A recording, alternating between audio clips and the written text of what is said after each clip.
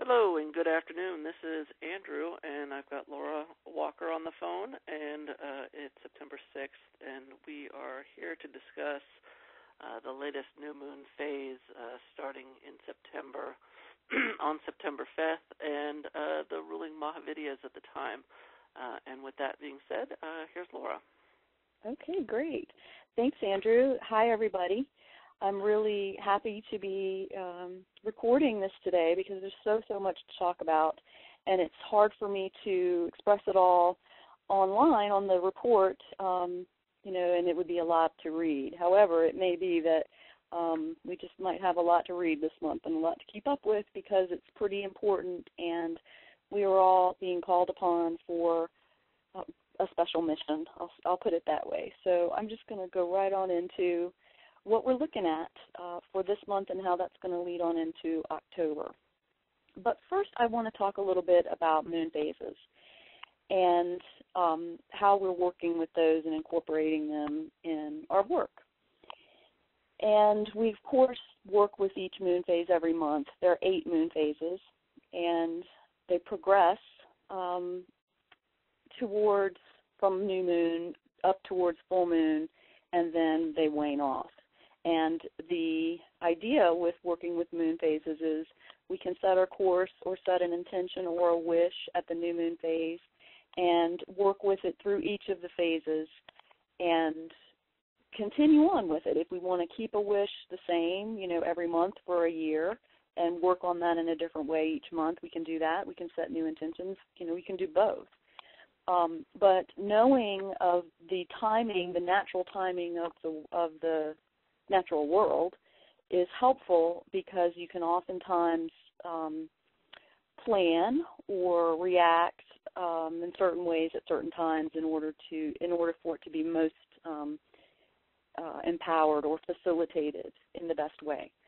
So if you divided the year into 8 phases, like a whole year, 12 months of a year into 8 phases for the 8 moon phases, using that parallel, we would now be, this month, September 2013 now, we are in the gibbous phase of the year. So if you remember about gibbous phase is the time when we must trust. It's a very magical phase. It's one of the 2 magical phases of the cycle, balsamic being the other very magical phase.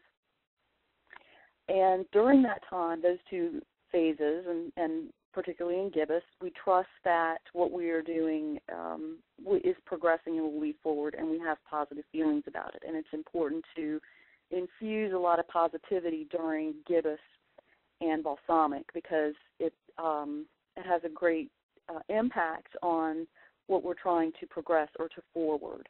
So knowing when those times are to really try to keep yourself as positive as you can use your energy towards that during those times. And during those other phases, if you necessarily aren't as positive, it doesn't, isn't going to have as much effect. Of course, we always want to stay positive and keep it going that way. So let's keep in mind that all this month we're... With that, wanted to break in. You're noting that it's a gibbous phase, and that being because the beginning of the astrological year was it was just like June, July time frame, correct? The beginning of the astrological year comes with the new moon in Aries, according to the natural order of things, and so that's usually like in the March or April. So it's March or April. So whatever was sorry. Go ahead. So whatever we were seeding or intending at that time is the main thing that's worked with throughout the astrological year. And if we take what was seeded and intended back at that time and then look at it now at the gibbous phase, we can see like where our life has come, what's developed for us. We can look at the themes. The phase after gibbous is full moon phase. So that'll be the month of October this year with the new moon in Libra, and it's always with the new moon in Libra, the full phase. And so it's the fullest expression of what was seeded back at the new moon in Aries at the new moon time of the year. And so during the 8 phases of the cycle, no matter if that cycle is a year or a month, you can see the progression of whatever the energy was going on with. And that's important to understand. I'm glad you brought that up because when we come to October with the Libra new moon, it's the fullest expression of everything that's been going on since the spring. And so it's a powerful time. There's the most illumination during the full moon. And so full moon phases bring us the biggest picture. They bring us the most light with which to see what we need to see. Or plans are fully expressed. They go out in their furthest direction by the full moon, and then they, will organize and then, come into a different structure and move on with new moons. So when we look at timing of things, I always look at the new moon and the full moon. So today I'll be talking about, okay, this is what it is at the new moon, this is what it'll be at the full moon, and then go back again and look at the new moon in Libra for October. So these are the phases, these are the times that we're looking at for the most activity, for the most things to happen. Okay. So, yes, that fits in exactly with what I wanted to talk about. So remember, we're at the gibbous time of year. This whole month is about gibbous and trusting. So that means it's kind of difficult to do when there's a lot happening or if there's stress in the world or stress in your life, and that makes it all the more important. I'm going to tie this back into this current month, but I want to go back to the Cancer new moon, which was July 8th, and I want to talk about just to review the progression of how this has been. So the new moon in Cancer was on July 8th, and it was the Sabian symbol, if you remember, was the seed grows into knowledge. And so a lot of things, we had satisfaction with things. We saw what needed to be changed. Remember that Dhumavati was the Mahavidya ruling that month, and Dhumavati brings the end of things. She's very concerned with time and ending. We went into the next new moon, the Leo new moon, on August 6th, and that was all about deep revelations about transformation. Okay, we had a lot of profound insight, and we saw things in a different way throughout the Leo cycle throughout August. And, that was all about change, transformation, deep revelations that bring about transformation. And so that requires change. Now we come to the Virgo new moon that started on September 5th. And it's interesting because, two things are interesting about it. First of all, Venus opposed Eris, close to the Eris point. And anytime there's Eris involved with things come in twos. So all this month, keep in mind, something might not work out on the first try. It might take a couple of tries to get it to work. Little things even, just your computer or PayPal, anything like that. Oftentimes it's going to take two things. Okay. So the Sabian symbol for the new moon is finely lettered names and mysterious lines. It's a family tree. And so that brings about all kinds of thoughts about heritage and ancestry of DNA and wisdom that's carried forward through DNA, through family lines. But it also, as I mentioned in the Oracle report today, is about our soul family and working on the spiritual levels, consciously working on spiritual levels in collaboration with soul families. And when, you talk about soul families, I guess that needs a little bit of explanation or just clarification. Yeah, just for the way I'm trying to reference this. We have groups of souls that we work with. Our higher souls are connected together in these endeavors. We have certain codings that are the same. Each one of us has astrological coding that for the day we're born. And a lot of the codings for soul groups is the same. You can find that oftentimes in astrology charts. It'll show up where soul groups are working. Soul groups are definitely linked with different Mahavidyas. Soul groups work, their particular mission may be more in line with certain Mahavidya's functions. So this isn't necessarily your family that you're born into or and that you're with. It may be your extended family, and a lot of times it's people you don't even know, because this is a collection on a higher level, another dimension, on a spiritual level. Mm-hmm. So this month is the mission for all of us who can hear it, hear what this is to hold the ground. We are in our unconscious states, in our dream states, our meditative states, anything that's changing your brainwave out of the normal state, connected in with soul families, to hold the fabric of humanity in place while a lot of things happen over the next 2 months.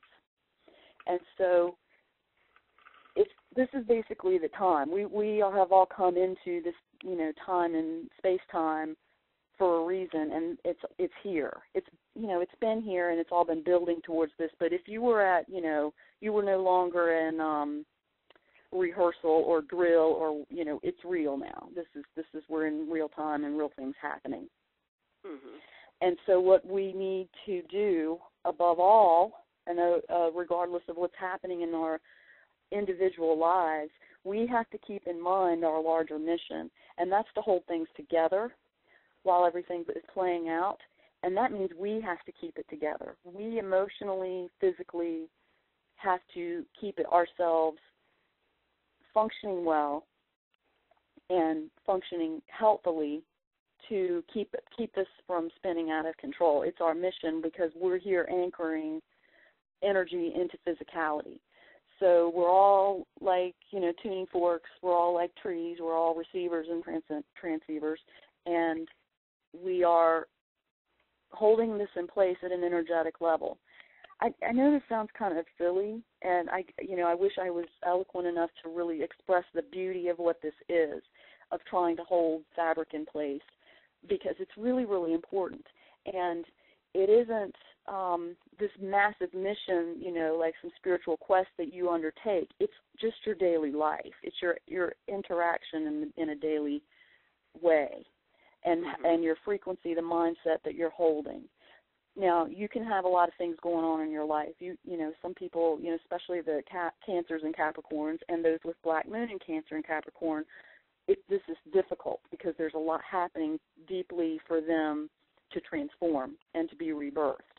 So it's like, okay, you have your own individual life that you're doing, you're working, but there's another part of this that we work at a higher level and step out of our own little lives and come into a bigger picture. So that's the framework that I want to keep as just the overarching idea about all of this, because this is going to be, there will be a lot of negativity. There already is. It's in the air. Everyone can feel it. Everyone sees it. It's happening. And as we get closer to days that have a lot of energy imprinted in them already, like September 11th, it's harder. The energy is intense, okay, because there's a lot imprinted in that. Think about the energy imprint on that day, September 11th, 2001. Think about how it's been imprinted every year after that.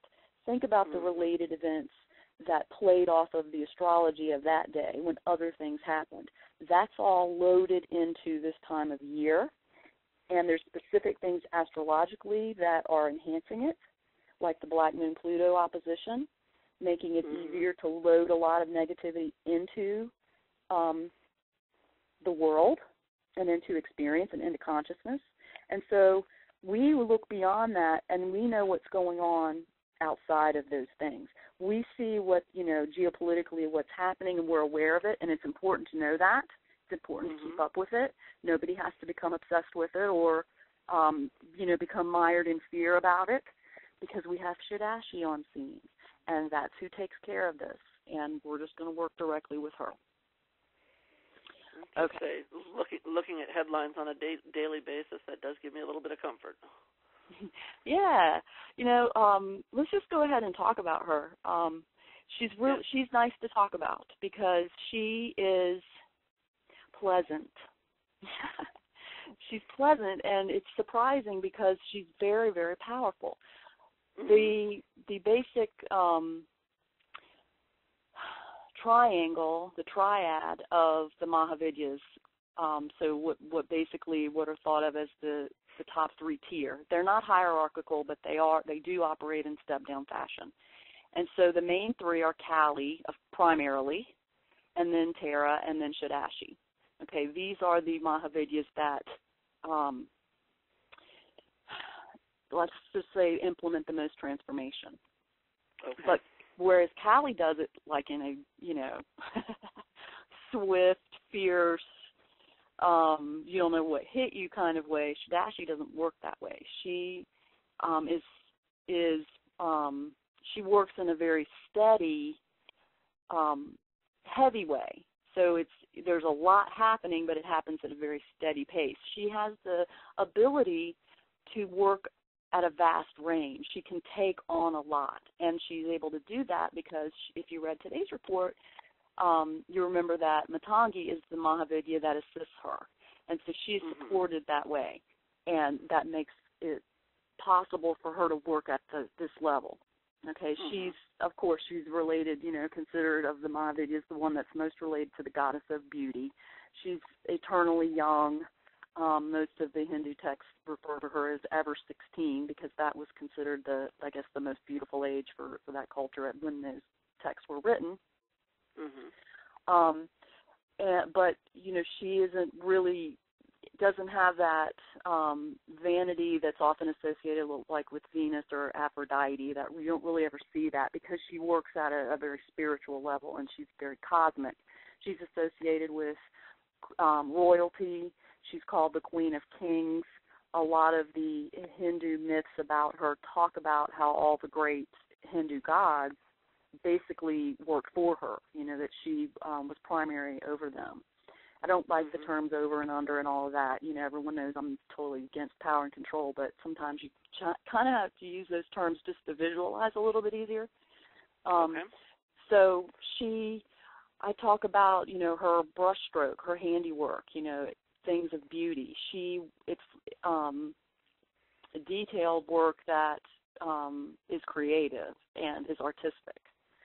So today's picture was marble stone. That the lines within marble are similar to how she works because she writes it into space and time and moves the lines or extends the lines in directions that make people meet up with their own path in life. And so, as I mentioned, if you're a little bit off track, if because of whatever circumstances in your life you are a little bit further off from where you need to be, you're going to be brought back in line. She's going to fulfill that. It may not be something big. It might be something big. For a lot of people, it's going to be something big. There's a change in their life, a shift, a transformation. But rest assured, everything that's happening for us is to get us back in line. She's rectifying this. Okay. So if your lines of your stone, your marble stone, are way off from where they need to be, that'll be written into, space-time for you to get back that way. And events will transpire to make that happen. I could go on and on about Shadashi, but I like that everyone will kind of really get to experience that and her energy themselves this month. She's very related to music also. And let's just talk about the battlefield aspect of it. Okay. So she is the goddess who grants your highest desire, which is the highest desire of your highest self, and that would be you and, in conjunction with your soul group. And she creates beauty and she embodies beauty, but primarily she was created to interface with humanity and to defend humanity against archonic control and to deal with that.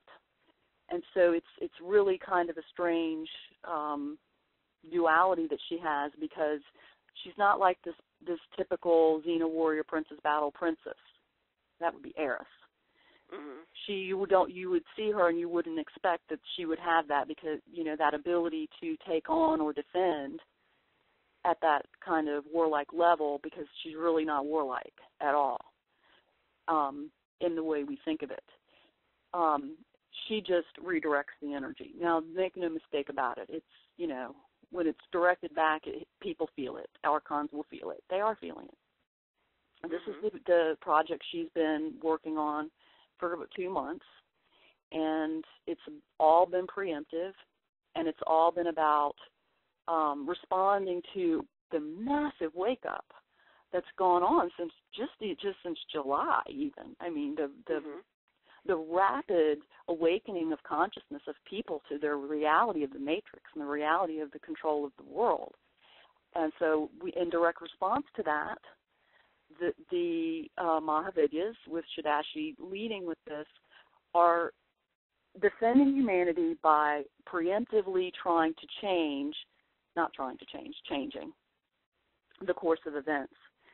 Now, this is why this is such a sensitive time.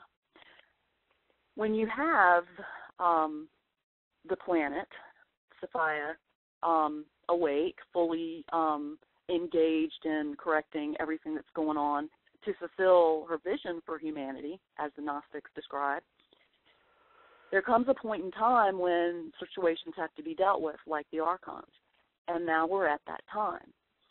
So this means that it's on, and they're gonna lash out. I mean, their situation is changing, and they don't like it. They're gonna react, and so this is what we can expect. This is what we can see, but it may not be anything like we think, because so much has already been averted that we wouldn't even know that the Mahavidyas and Shadashi were working towards if somebody wasn't here to interface like me and say, hey, this is what they've been doing.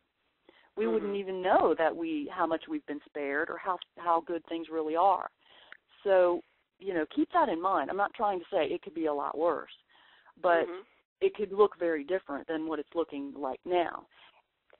I just want people to be prepared for the potential of the way this could go. But I want everyone to remember that no matter what happens in the way it goes, it will all be okay. Everything is going to be fine, because the planet, it will take care of this. The planet takes care of it. We interface with the Mahavidyas and know what's going on.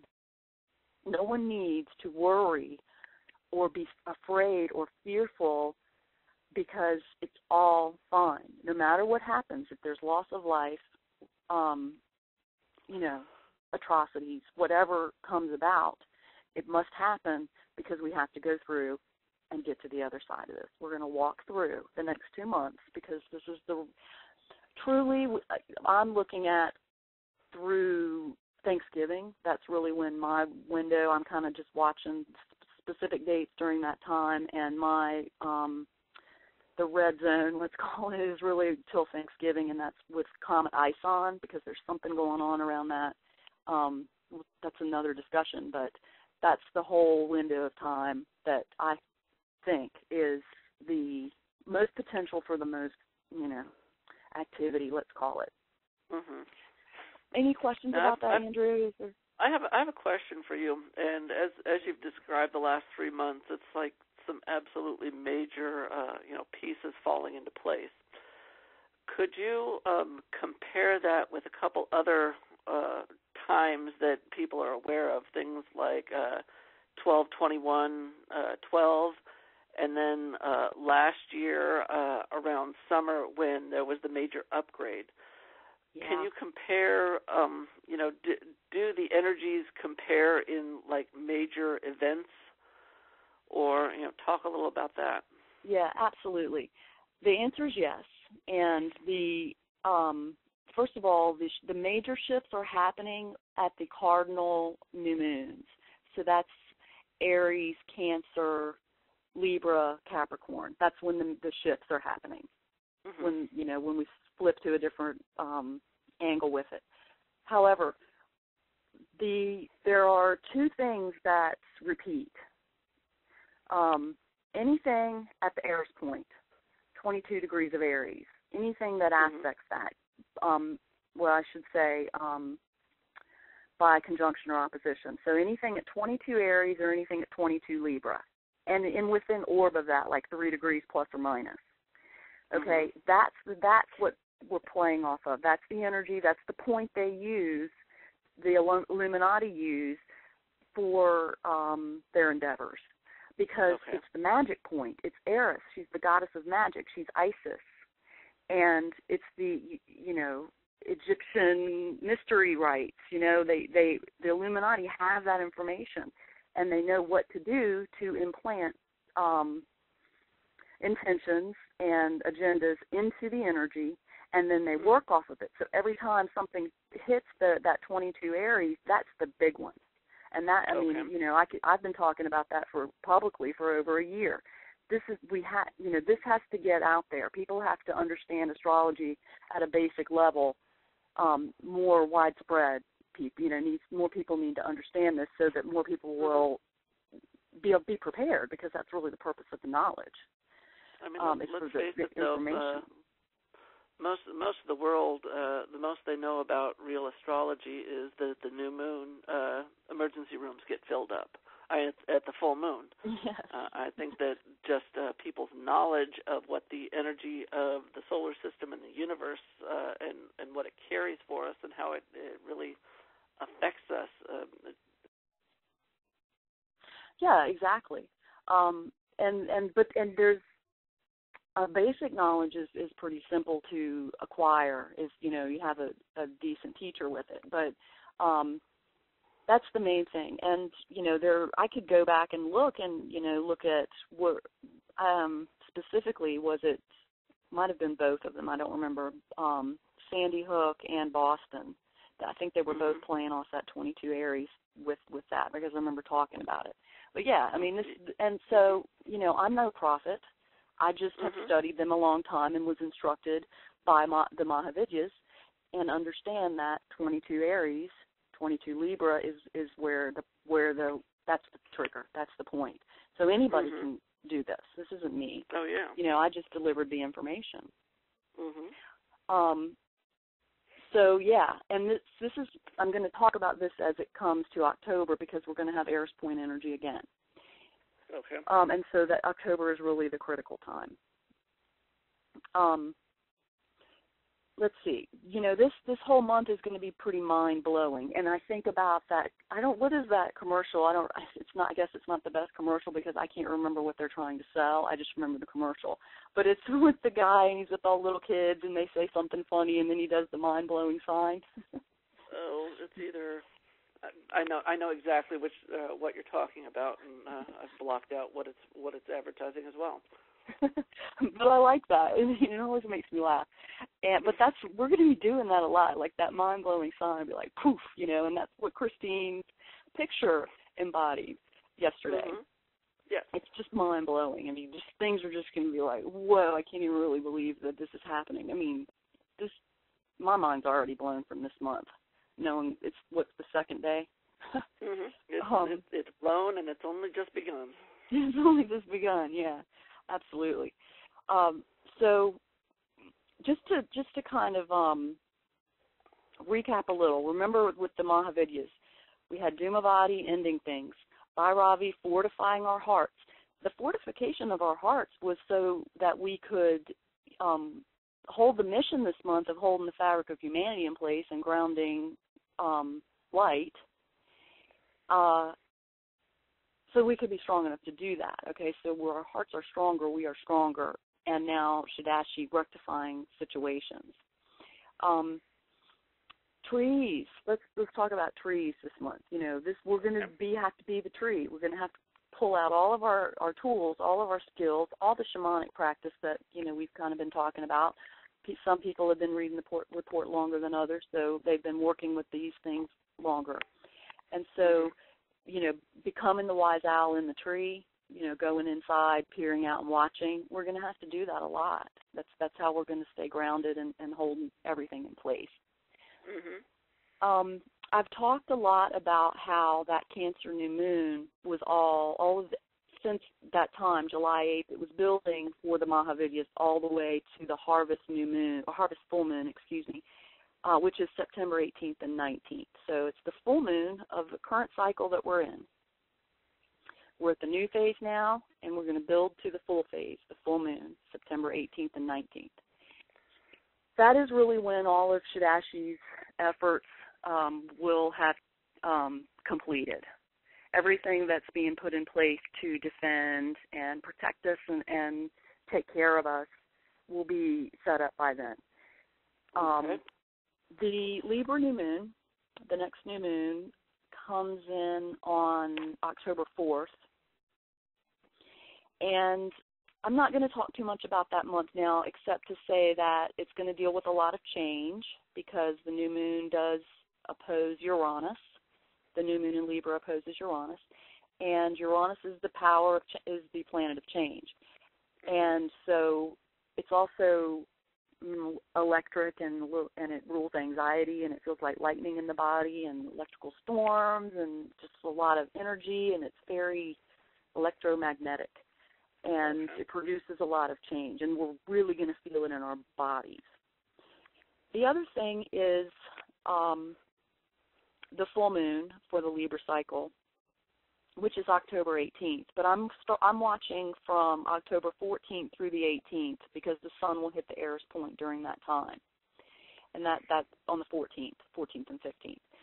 That's just the window there. So really, I'm looking at by the end of the full phase of October, most of everything happening, and then whatever is going on till Thanksgiving.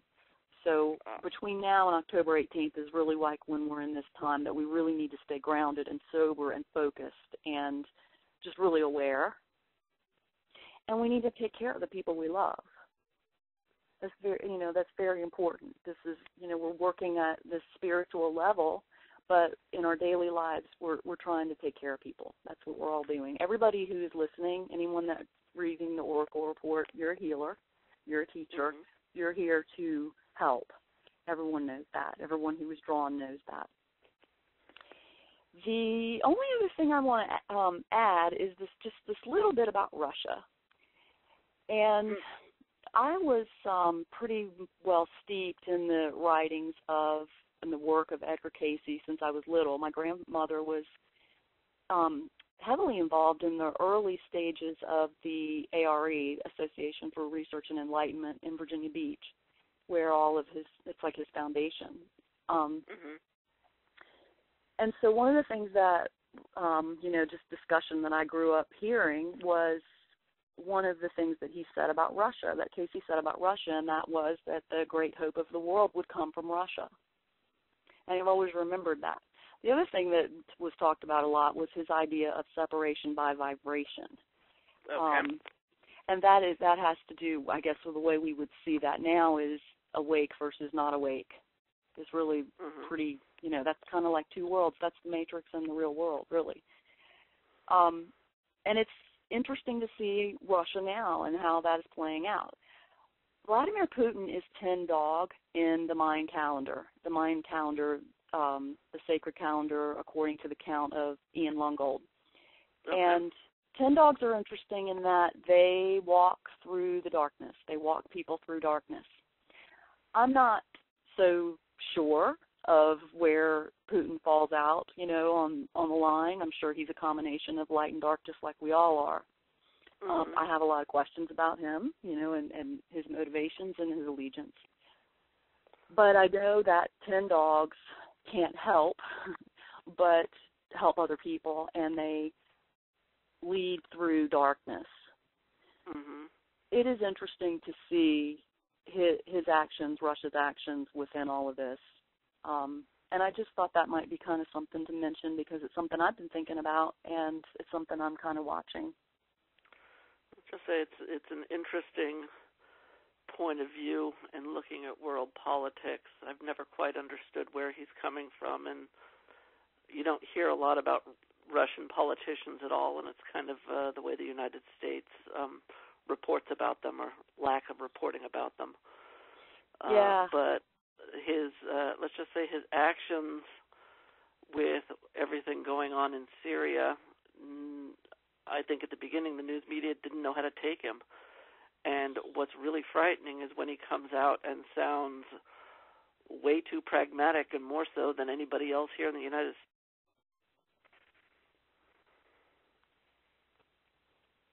If that makes sense. Yeah, I know you just cut out on my end. I'm not sure if everyone else got that. I kind of cut out also. Yeah.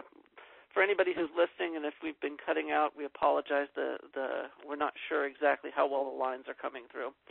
But I was saying that in my experience, I'm not used to having someone like a Russian leader sounding pragmatic, and with everything happening in Syria, he sounds much more pragmatic than I'm used to hearing. Yeah, and, think about when Cayce was writing this, even, during the 70s and 80s when, I learned about it. I mean, who would have ever thought, right? Yeah, exactly. But, this is a really amazing time.